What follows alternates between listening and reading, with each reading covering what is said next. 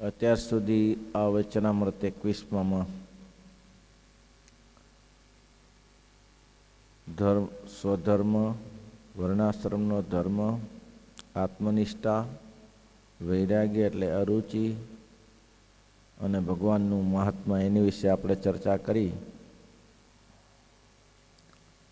હવે કહે છે કે જે ભગવાનના ભક્ત હોય તેને ખાતા પીતા નાતા ધોતા ચાલતા બેઠતા સર્વે ક્રિયાને વિશે ભગવાનનું ચિંતન કરવું.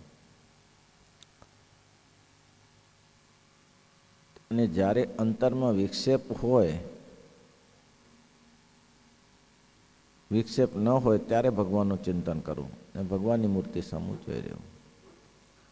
આ જગતમાં છીએ એટલે ઘણા બધા વિક્ષેપોનું પ્રતિબળ કામ કર્યા કરતું હોય છે. વ્યવહારમાં ઘણા વિકલ્પો થતા હોય. આ શરીરમાં ઘણીવાર સતયુગ, ત્રેતાયુગ ને દ્વાપર યુગની પડી પ્રવૃત્તિ હોય. મારે કે સતયુગ જો શરીરમાં વર્તતો હોય ત્યારે તો બહુ શાંતિ, પરમ શાંતિ રહે. પણ મહારાજ કે ત્રેતા અને દ્વાપરમાં કડીનો પ્રવેશ હોય છે એટલે એટલો શાંતિ રહેતી નથી. પછી સત્વગુણ, રજોગુણ ને તમોગુણ. સત્વગુણ જ્યારે વર્તતો હોય ત્યારે પરમ શાંતિ રહે છે. રજોગુણ ને તમોગુણમાં ઉદ્વેગ રહે. તો મહારાજ કે એ સમયે ધ્યાન કરવાની જરૂર નથી. આગળ તન્મતમાં આવી ગયું કે એ સમયે તો તમારે ઊંચે સ્વરે ભગવાનના કીર્તનો ગાવા, સ્વામિનારાયણ સ્વામિનારાયણ સ્વામિનારાયણ રટન કરવું. પણ જ્યારે કોઈ તમારે વિક્ષેપ ન હોય ત્યારે જ ભગવાનની મૂર્તિની સામે ચિંતન કરવું ને ભગવાનની મૂર્તિ સામે જોઈ રહેવું. અને અંતરમાં સંકલ્પ વિકલ્પનો વિક્ષેપ થાય તો દેહ, ઇન્દ્રિયો, અંતઃકરણ, દેવતા, વિષય બધેથી જુદું માનવું. દેહ, ઇન્દ્રિયો, અંતઃકરણ ને વિષ દેવતા કે હું આ દેહ નથી, મારું સ્વરૂપ દેહ નથી, અચ્છેદ્ય અભેદ્ય છું હું તો. નહીં છિંદંતી શસ્ત્રાણી નહીં દહતી પાવકના ક્લેદ્યંતી આપો ન શોષયંતી. મારું તો આવું મારું સ્વરૂપ છે. હું સડી જાઉં, બળી જાઉં, મરી જાઉં એવો હું નથી. આવું ચિંતન કરવું. અને પછી દેહ હું નથી એમ દેવતા પણ. દેવતા એટલે શું? અંતઃકરણ, મન બુદ્ધિ ચિત્ત અને હું અહંકાર નથી. દેવતા કોને કહેવાય? બધે દરેક ઇન્દ્રિયોના દેવતા. જેમ કે નેત્રના દેવતા સૂર્યચંદ્ર છે, નાસિકાના દેવતા અશ્વિની કુમાર છે, જેમ રસનાના દેવતા વરુણદેવ છે, અને જે કાનના દેવતા વાઘદેવ છે. આ બધા દેવતાઓ દિશારૂપી દેવ છે. આ બધા દેવો છે. તે પણ હું નથી. એનાથી પણ પોતાને વિરક્ત થવું. સર્વથી વિષયો પણ હું નથી. જે વિષય હું ઈચ્છું છું એ વિષય મારી સાથે નહીં ચાલે. સર્વેથી પોતાનું સ્વરૂપ જુદું સમજવું. અને જ્યારે સંકલ્પ વિકલ્પનો વિરમ થાય ત્યારે જ ભગવાનની મૂર્તિનું ચિંતન કરવું. અંદર ઘોડા દોડતા હોય ને ચિંતન કરવા જાય ક્યાં મેળ બેસે? એ તો ઠેકાણું પડે જ નહીં. ચારે બાજુની ઉપાધિઓ હોય. ભગવાનને માનો કે કોઈની સાથે ક્લેશ થયો હોય, ઝઘડો થયો હોય, અને પછી આપણો શત્રુએ આપણે પરેશાન કર્યો હોય, અને એ સમયે આપણે ભગવાનનું ધ્યાન કરવા બેસીએ તો એ ધ્યાન યાદ ના આવે, એ શત્રુ જ યાદ આવે. એને થાય કે હારાને ક્યારે ગાળો યાદ આવે પણ એને કોઈ ભગવાનની ભક્તિ યાદ ના આવે.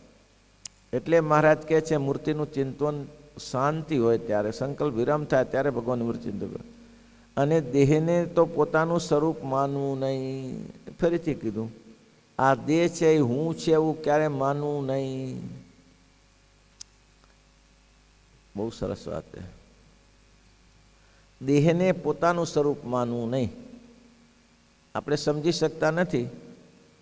આપણે દેહતા ક્યાં ઓછા ધર્યા છે.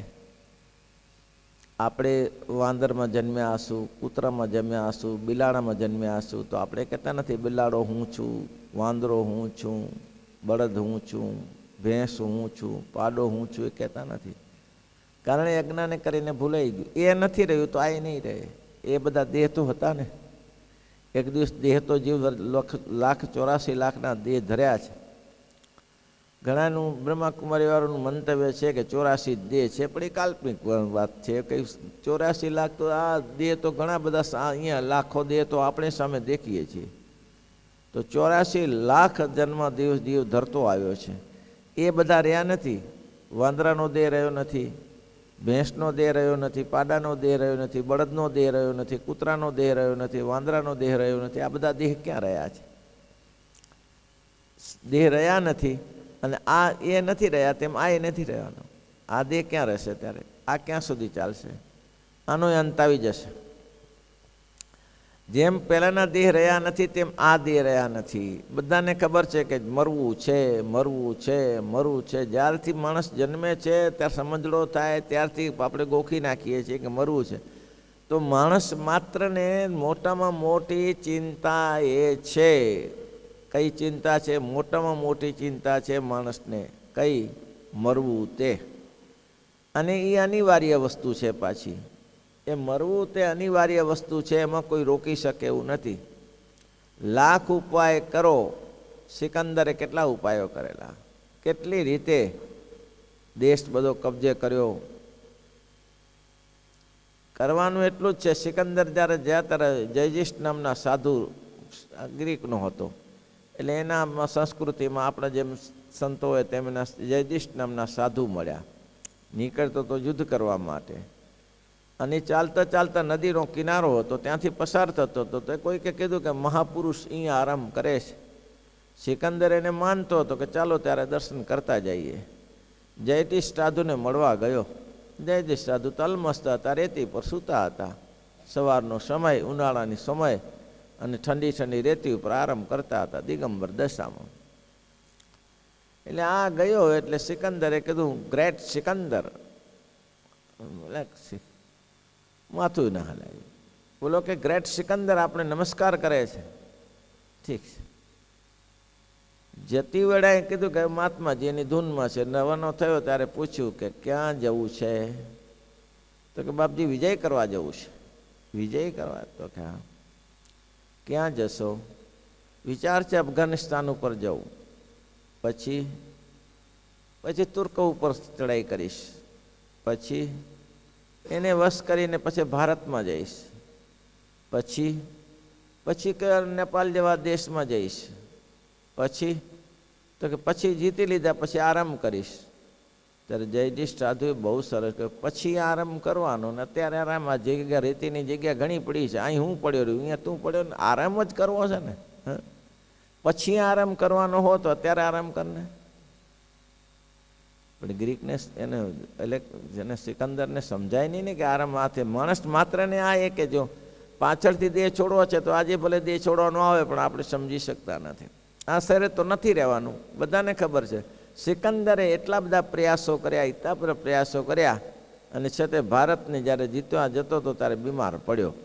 હવે બીમાર પડ્યો તે એવો બીમાર પડ્યો કે હવે કોઈ ટાંકી લાગતી નથી દવાની. એટલે પણ નક્કી થઈ ગયું કે હવે મરવાનું છું. ત્યારે પોતે એમ કહે છે કે આટલા બધા સેવકો, આટલું બધું શાસન કર્યું, પણ છતાં મને કોઈ બચાવી ન શક્યું, પણ કોઈ બચાવી ન શકે. એટલે મેં કીધું તો આગળની કથામાં કીધું હતું કે માણસને છેલ્લે મૃત્યુનો ભય છે.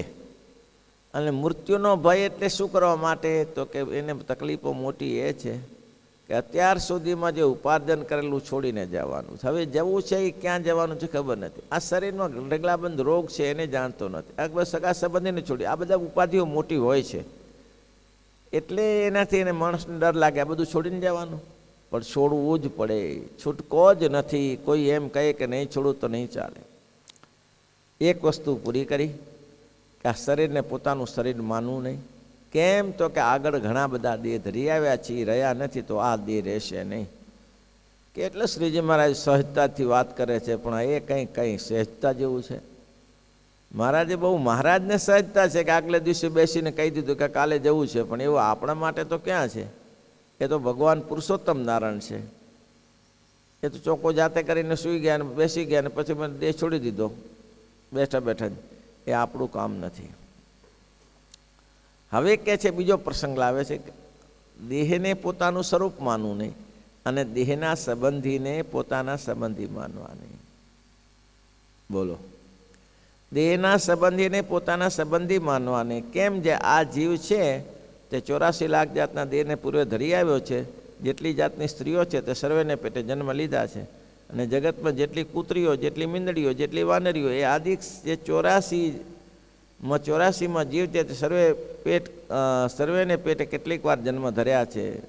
જગતમાં જેટલી સ્ત્રીઓ છે એને પત્ની કરી છે, અને જગતમાં જેટલા પુરુષો છે એને સ્ત્રીએ પતિ કર્યા છે. એ બધું નથી રહ્યું. માત્રા ધાંધલ થઈ ગયા. બોટાદના માત્રા ધાંધલ બહુ ભગવાનના આશ્રિત હતા, પણ એના બાપા માનસિંહને લૂંટારા મારી નાખ્યા બારોટિયાએ. એટલે હવે આમ તો સમાગમ મહારાજનો બહુ સરસ કરે, સંતોનો સમાગમ કરે, ગઢપુર નજીક એટલે જાય આવે બેસે ઉઠે, પણ સંબંધીઓ છેડો ના છોડે. સંબંધીઓ શું કે, અરે માત્રા બાયલો છો, આપણે ક્ષત્રિય છીએ, આપણે ચાલતું હશે? બાપનું વેર લેવું એ આપણો સહેજ ગુણ છે. આપણે જો બાપનો વેર ન લઈશું તો વેર કોણ લે? અરે આવો ને આવો નપુંસક થઈને બેઠો રહીશ તો ક્યાં આપણી આબરૂ જાય છે. અમે તૈયાર છીએ. માત્ર ધંધલને આ કહે, પણ માત્રો ધંધલ પાછો ગઢપુર જાય ને હે મુક્તાનંદ સ્વામી, ગોપાળાનંદ સ્વામી, નિત્યાનંદ સ્વામી જેવા મોટા સંતોનો સમાગમ થાય. અને સમાગમ થાય એટલે આ દેશ દેહને નાશવંત કરી બતાવે. જન્મ્યા ત્યાંથી જરૂર જાણો મરવાનું છે માથેજી, આવ્યા ત્યારે શું લાવ્યા ને શું લઈ જવું સાથેથી. આ સંતોનો વાતો બધી. એટલે વળી એમ થાય કે મેલોને પડતું કંઈ લડવું નથી, બાપો ગયા તો ગયા, હવે શું એની સાથે. વળી પાછો ઘરે આવે ત્યારે આ ધક્કા મારનારા ઓછા ના હોય. લોકોને આવું જ કરવું છે. લોકોને આ જ એક પડી વસ્તુ છે કે કઈ રીતે હુડીએ ચડાવો. અને એક ફેરા તો બધા ભેગા થઈને કાંઈ તને શરમ નથી આવતી? તારું મગજ નથી? આ આપણું કામ છે, ક્ષત્રિયોનું કામ છે. આમ પડી રહેવાનું આપણું કામ છે. અરે નમાલા તૈયાર થા, અમને તૈયાર છીએ. જરા બાપ જો બાપ બારોટે મારી નાખ્યો ને તું બેઠો રહે છે, તને શરમ નથી આવતી? મને એક દિવસ તેને લાગી ગઈ કે હવે તો ગમે તે થાય, મરવું કે મારું. નક્કી કરી દીધું. બખ્તરો ફેરી ઘોડા લઈ સજવા 10-15 જણા તૈયાર થયા. નક્કી કરી નાખ્યું કે ઉતારીને ફેંકી દઉં, કશું રાખવું નહીં અત્યારે. આવું જ્યારે માત્ર ધંધલે વિચાર્યું કે ગમે તેમ કરીને આ કામ કરવું જ છે, પછી બધા ઘોડેસવારો લઈ ગઢપુર ગયા. અહીંથી નીકળવાનું એટલે વિચાર થયો રસ્તો આ જ છે. મેં એક કામ ભગવાનને પૂછ્યા સિવાય કર્યું નથી, સંતોને મહારાજની આજ્ઞા લઈને જ કામ કર્યા છે. તો પછી હવે અત્યારે પૂછી તો મહારાજની રજા તો લેવા જવું. શ્રીજી મહારાજની રજા લેવા ગયા ત્યારે શ્રીજી મહારાજ પણ જોયું કે આજે માત્ર બહુ તૈયાર થઈને આવ્યો છે, હવે પાછો હટે એમ નથી. એટલે શ્રીજી મહારાજને કહ્યું, મહારાજ કે માત્રા? તો કે જી મહારાજ. આમ બસ મહારાજ, મારા બાપનું વેર લેવું છે, કાં તો મારું ને કાં તો મરું. આ મારો ધ્યેય નક્કી કરીને હું આવ્યો છું. મહારાજ કે એ જ કરાય. બોલો, મહારાજને એમ કહેવું જોઈતું હતું કે ન જવાય, મહારાજે કીધું એ જ કરાય. ક્ષત્રિયનો ધર્મ છે, ક્ષત્રિયના ધર્મને અનુસરવું જોઈએ તમારે. બરાબર છે, જાઓ જાઓ. ક્યાં જવાનું? મારા દ્વારકા બાજુ જવાનું છે. તો રસ્તામાં પર્વતભાઈનું ગામ આવે છે ને? હા આવે છે ને. તો બપોરે તમારે થશે ને તો તમારે શિરામણો કરવા, રાત્રે જ પહોંચશો તો શિરામણ ત્યાં કરવું પડશે ને? તો હા, તો એ આ સ્થાન સારું છે. પર્વતભાઈને ત્યાં જતા થતા જજો, જયનારાયણ કહેવાના અને ત્યાંથી પછી જવાનું. ભલે મહારાજ, આટલી આજ્ઞા પાડજો. મહારાજે એક સ્ટેશન મૂકી દીધું. આ તમારે કરવાનું. સારું. માત્ર ધાંધલ અહીં મહારાજ કહે છે 84 લાખ જાતના દેહ ધર્યા છે, એનો સંબંધ રહ્યો નથી. અને તમારા સંબંધી તમારા નથી. સંબંધીનો સંબંધ રાખો નહીં. મહારાજ કેટલું સરસ કહે છે કે તે ધર્યા છે, સંબંધ રહ્યો નથી ને સંબંધ પણ નથી. અને તે માટે દેહગેદાર સ્વરૂપ પદાર્થ અસત્ય જાણીને આ દેહને નાશવત જાણવો, દેના સંબંધીને પોતાના સંબંધી માનવાને. અને આ માત્રા ભાઈ તો માત્રા ધાંધલ તો ઉપડ્યા. ચાલતા ચાલતા સવારનો સમય થયો. પહોંચી ગયા ત્યાં પર્વતભાઈને. ત્યાં થોડો આરામ કર્યો, નાયા ધોયા, શિરોમણ કર્યું. પછી કહ્યું કે માત્રા જી કેટલે? બસ બાપનું વેર લેવું છે, નક્કી કરીને આવ્યો છું. બરાબર છે, બરાબર. બીજી કોઈ આજ્ઞા હોય તો કહો. આજ્ઞા કોઈ નહીં. આ બધાને જરા દૂર કર, થોડી વાર બેસીએ પછી જાઓ. આ બધાને જે આવ્યા છે ને તારી જોડે એને બધાને દૂર કરી દેવા કે થોડી વાર બારે બેસો, હું જરા વાતચીત કરીને પછી તૈયાર થઉં. ભરતભાઈએ કહ્યું, માત્રા કયા બાપનું વેર લઈશ? કયા બાપનું વેર લેવા ઈચ્છે છે? બાપ તો ઘણા કર્યા હશે ને. તારા આ બાપ મરી જાય એવા બાપ બીજા હજી રખડતા હશે. ગધેડો બાપ થયો હશે, સાંઢ બાપ થયો હશે, પાડો બાપ થયો, કેટલાય બાપ રખડતા હશે. વૃક્ષ થઈ તો વૃક્ષમાં તારો બાપ હશે. એ બધાનું વેર લઈશ? તો કે ના ના, આ સહજાનંદ મળશે. આ સહજાનંદ ક્યારે મળશે? આ સ્વામિનારાયણ ભગવાનના સંતો બ્રહ્માનંદ સ્વામી, ગોપાળાનંદ સ્વામી, નિત્યાનંદ સ્વામી, સુકાનંદ સ્વામી, પરમ ચૈતન્ય આવા મહાન પુરુષોની જોગ થશે.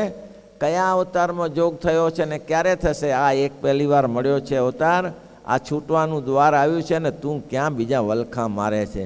અને તારા બાપ જોવા છે કેટલા બાપ થયા? અને પર્વતભાઈ તો સમાધિનિષ્ઠ પુરુષો અને ભગવાનની આરાધના કરીને એને બધા લાઈનસર બાપ, અસંખ્ય બાપ બતાવ્યા. અને માત્રા ધાંધલને થયું આહા હા, આટલા જગ્યાએ આ એ જ છે તારું સ્વરૂપ. તારું સ્વરૂપ કયું? આ જ તારું સ્વરૂપ છે. આ બધી જગ્યાએ તું ફરીને આવ્યો છે. અને હજી જો આ સમય જો સુધારી નહીં લે તો હજી એને છે. આ સમય જો નહીં સુધરે તો હજી તારા માટે એને છે, બીજું શું છે? અને માત્રાને વાત સમજાઈ ગઈ કે હું આના માટે દોડું છું. હવે આવા મારા બાપ તો કંઈક મરી ગયા, કેટલાય મર્યા હશે. અને આવા સહજાનંદ મળશે. સ્વામિનારાયણ ભગવાન, આવા બ્રહ્માનંદ સ્વામી, ગોપાળાનંદ સ્વામી, નિત્યાનંદ સ્વામી જેવા બ્રહ્મમૂર્તિ સંતો મળશે. કેવું સરસ લખ્યું છે.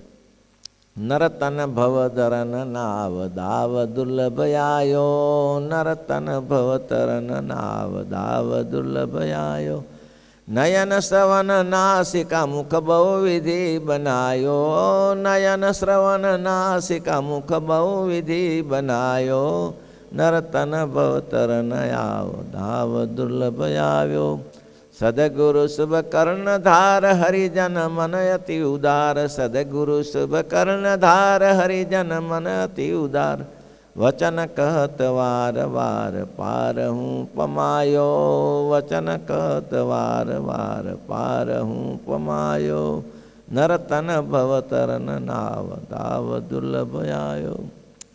સદગુરુ સબ કર્ણધાર મળ્યા છે. આવો ક્યારેય અવસર નથી મળ્યો. સમુદ્ર તરવો, એટલાન્ટિક મહાસાગર તરવો હોય તો નાવ સિવાય ના નીકળાય ભાઈ. બાહુબળે ન પહોંચી વળાય. નાવ જોઈએ.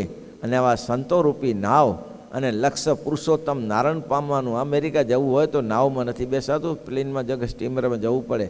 આ રણવ મોટો છે સમુદ્ર. જો આ જગતનો સમુદ્ર તરી શકતા નથી તો આ તો ભવસાગરનો સમુદ્ર તરવો એ કંઈ છોકરાના ખેલ નથી. માત્ર આવો અવસર નહીં મળે. રાજકાજ લોકલાજ સપન જાણી ધન સમાજ, રાજકાજ લોકલાજ સપન જાણી ધન સમાજ. લાજકાજ લોકલાજ આ તો બધું મળવાનું છે. જે જન્મ ગયા ત્યારે મળ્યા હતા.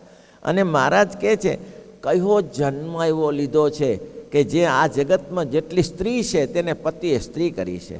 અને જેટલી સ્ત્રીઓ છે ને બધા જગતમાં જેટલા પુરુષો, વાંદરો, બુઢીઓ, જે કોઈ ઉંદર, ગધેડા જે કંઈ છે એને પતિ કર્યા છે. અને કોને મા બાપ નથી કર્યા. જેટલા જગતમાં છે તેને મા બાપ થકી જન્મ્યો છે. હજી સંતોષ આ જીવને થયો નથી. અને હવે ક્યારે સંતોષ થશે? એટલે મેં કીધું હતું કે પૃથ્વી સુધી પાતાળ સુધી પૃથ્વી ફાટે, એમાં 2 ડોલ પાણી ન નખાય, એમાં 2 ટકોર રેતી ન નખાય, એનો અંત ના આવે. એનો અંત આવતો હશે ત્યારે કોઈ ના આવે અંત એને. એ શુદ્ધ થાય જ નહીં. એટલે કહે છે કે 84 લાખના દેહ ધર્યાને સંબંધ રહ્યો નથી તો આ દેહનો સંબંધ ક્યાંથી રહેશે ત્યારે? માટે દેહ જ્ઞાદિક સર્વે પદાર્થને અસત્ય જાણીને તથા ઇન્દ્રિયો અંતઃકરણને જુદું, તેથી જુદો પોતાના સ્વરૂપને જાણીને તથા પોતાના ધર્મમાં રહીને 4 વસ્તુ બતાવી. 21માં વેતનામૃતમાં 4 વસ્તુ. વર્ણાશ્રમનો ધર્મ, મહારાજ કેમ ધર્મમાં રહીને. એક તો વર્ણાશ્રમનો ધર્મ, આત્મનિષ્ઠાની દ્રઢતા, હું આત્મા છું દ્રઢતા. ત્રીજી વૈરાગ્ય, ભગવાન સિવાય બીજા પદાર્થમાં અરુચિ. હવે એ 4 વસ્તુ અહીંયા બતાવે છે, પુનરાવર્તન કરે છે. અને છઠ્ઠું મહાત્મા જ્ઞાન એ સહિત ભગવાનની ભક્તિ. શું કહે છે? પોતાના સ્વરૂપ જાણીને પોતાના ધર્મમાં રહીને ભગવાનની નિષ્કામ ભક્તિ કરવી. ધર્મમાં રહીને નિષ્કામ ભક્તિ કરવી.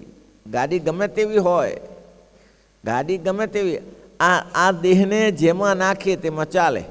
ચાલે કે ના ચાલે? આ જીવ છે એ જેમાં નાખે તેમાં ચાલે. એ જો વાંદરામાં નાખે તો વાંદરું થઈ જાય, બિલાડામાં નાખે તો બિલાડું થઈ જાય. આ જીવ જ્યાં જ્યાં જાય ત્યાં. પણ પરિસ્થિતિ એવી છે કે માણસ વાસનસી જીર્ણા, ગીતામાં લખ્યું છે ને, ગીતામાં કહ્યું કે વાસંસી જીર્ણાની 21મો શ્લોક છે બીજા અધ્યાય. હા, વાસંસી જીર્ણાની જથાવિવાય નનાની ગૃહાતી નરો પ્રાણી. વસ્ત્રો જૂના થઈ જાય તો માણસ ઉતારીને ફેંકી દે છે, એનો ખરખરો કરે છે, અરે ખરાબ થઈ ગયું, આ બગડી ગયું મારું. વસ્ત્ર જૂનું થઈ જાય ત્યારે માણસ ઉતારીને ફેંકી દે છે. તો જેમ વસ્ત્ર જેમ માણસ જૂનું થાય ઉતારીને ફેંકી દે છે તેમ આ જીવ પણ એ જ કામ કરે. શું કરે છે? એને જૂનું થાય ઉતારી દે છે. પણ વસ્ત્ર પહેરે છે ત્યારે પોતાને એમ નથી માનતો કે હું કોટ છું એમ માને છે, હું ડગલી છું એમ માને છે, હું સુરવાળ છું એમ માને છે, હું પાઘ છું એમ માને છે. એ નથી માનતો. લુંગી પહેરીને બેઠો તેમ માને હું લુંગી છું એમ માને છે. એમાંથી છૂટી જાય છે, એમાં નથી માનતો. એને ખબર જ છે હું લુંગી નથી, હું અલગ છું. તેમ જીવ પણ દેહ નથી, દેહથી અલગ છે. એ મનાતું નથી. એ મનાય તો કામ થઈ જાય. કહે છે ધર્મમાં રહીને ભગવાનની નિષ્કામ ભક્તિ કરવી અને દિવસે દિવસે ભગવાનનું અતિશય મહાત્મા જણાય તેને અર્થે સંતનો સમાગમ નિરંતર રાખવો. ભાઈ હું કારણ સંતનો સમાગમ શા માટે રાખવો? જેની પાસે જે હોય તે જ આપે ને. જેની પાસે જે હોય તે જ આપે. ડુંગળીની દુકાને જઈને ગોળની અપેક્ષા રાખી ક્યાં મેળે બેસે? બોલો. જૂતા ચંપલની દુકાનમાં જઈને એમ કહી કે ખજૂર આપો તો ક્યાં મેળ બેસે? એનું કામ નથી. જેની પાસે જે વસ્તુ છે એ જ તમને મળે, બીજી વસ્તુ ના મળી શકે.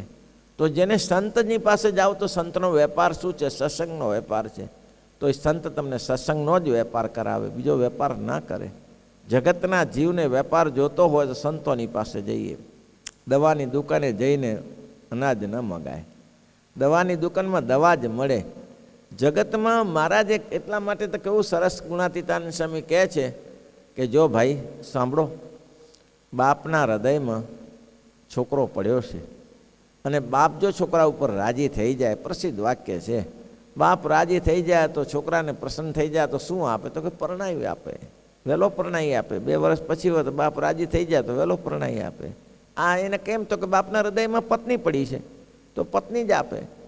અને મહારાજ કે સંત રાજી થઈ જાય તો શું આપે? ભગવાન આપી દે. આપી દે ને. સંત રાજી થઈ જાય તો ભગવાન આપી દે. એ ધુફઈ ગામનો પ્રસંગ ક્યાં જાણીતો નથી? અચ્યુતદાસ સ્વામીનો. આ દુનિયાને ઉદ્ધાર કર્યો. હવે સંત રાજી થઈ જાય, ખાલી સ્વામીને, સ્વરૂપાનંદ સ્વામીને, સતાનંદ સ્વામીને ભોજન કરાવ્યું, પ્રસાદ જમાડ્યો ઠાકોરજીને, રાજી થઈ જાય. માગ માગ માગ માગ. તો કે મને કાંઈ માગતા આવડતું નથી, આપને જે ઈચ્છા હોય આપો બસ. એટલે અમારા હૃદયમાં તો ભગવાન છે, તમને અમારા વાલમ વાલું, અમને ભગવાન છે, ભગવાન આપ્યા. તો આ જગતમાં એક સંત તૈયાર થયા તો આખો કચ્છનો સત્સંગને પ્રજ્વલિત કર્યો, જગાડ્યો. અને અહીંથી જે મહાનતાઈ જાતી હતી અચ્યુતદાસ સ્વામી, પછી મહાનતાઈ ત્યાંને સ્વામી 17 સાધુ કરેલા અચ્યુતદાસ સ્વામીએ ત્યાં. અને એની પરંપરા છે બ્રહ્માનંદ સ્વામીના વંશમાં. તો સંતો ભક્તજનો સાંભળવાનું, સમજવાનું એવું છે કે સંતનો સમાગમ ક્યારે છોડવો નહીં. સંત સમાગમ કેટલા કીર્તનો લખ. સંત સમાગમ કે જય હો નિશ દિન, સંત સમાગમ કી જય.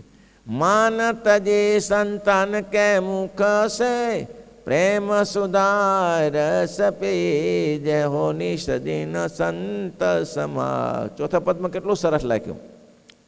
ब्रह्मानंद संतन की सोबत मिलता है प्रगट मुरारी. ब्रह्मानंद संतन की सोबत मिलता है प्रगट मुरारी. जगत मही संत परम हितकारी. श्रीपतिम श्रीधरम सर्वदेव ईश्वर.